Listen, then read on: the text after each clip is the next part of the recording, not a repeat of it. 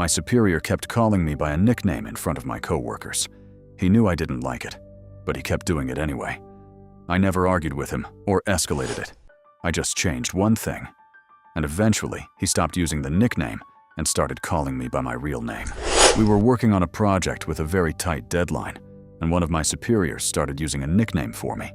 The nickname itself wasn't offensive, but I knew that if it caught on, everyone in the office would start using it, and it would become a permanent label. Whenever he used the nickname, I simply didn't respond. Since he sat near me, I couldn't ignore him all the time. But if he called me by that nickname, I acted like I didn't hear it.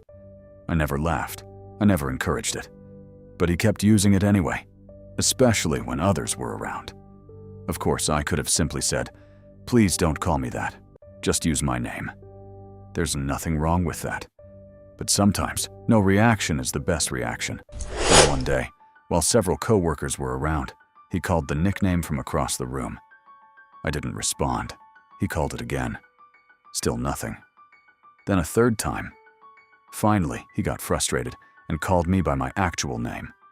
I responded immediately. After that, he never used the nickname again.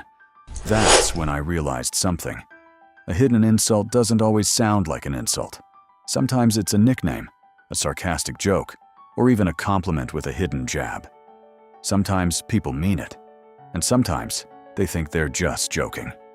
Let me give you 2 examples. You look like Jason Statham. What they really mean is, you're bald. You're good at everything, except your job. In other words, you're not actually good at your job.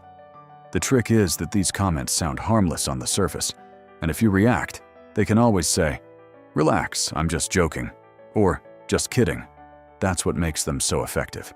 If something like this happens at work or among your colleagues, one simple thing you can do is ask them to explain it. "Sorry, I don't understand. What do you mean by that?"